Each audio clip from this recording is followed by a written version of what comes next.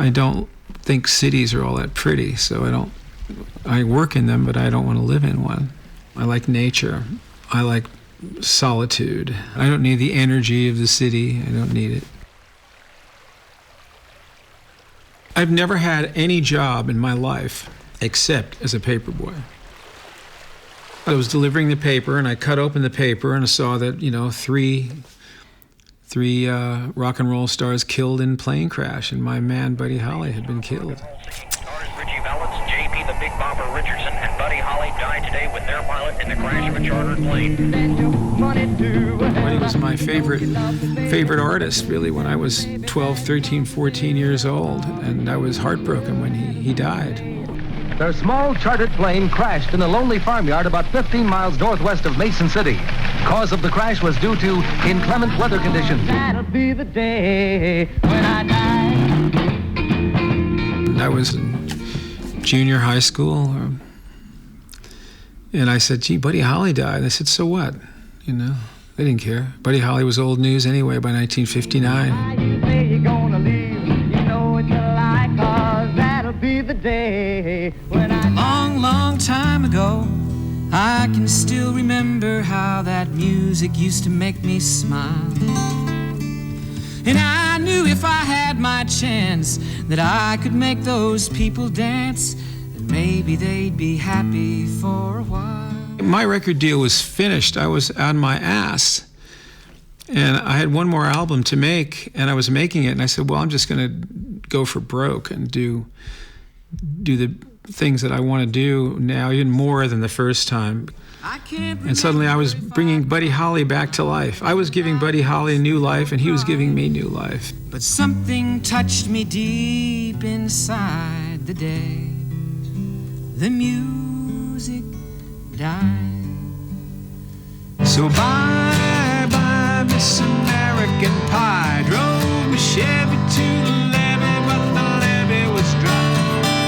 Good old boys are drinking whiskey and rye, singing this'll be the day that I die. This'll be the day that I die. Did you write the book of love, and do you have faith in God above? If the Bible tells you so.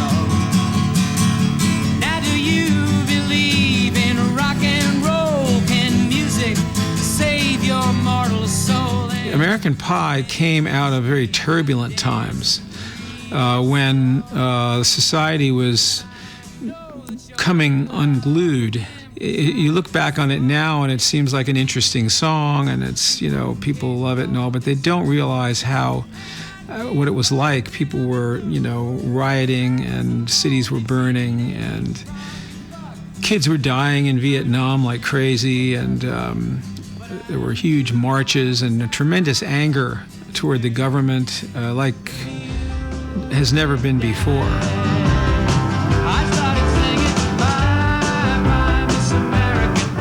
A lot of new voices were being heard, and a lot of new ideas were being floated, and a lot of formerly fringe type people were becoming mainstream because the mainstream ideas were not working all that well.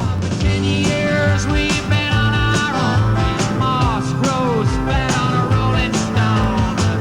That's not how it used to be.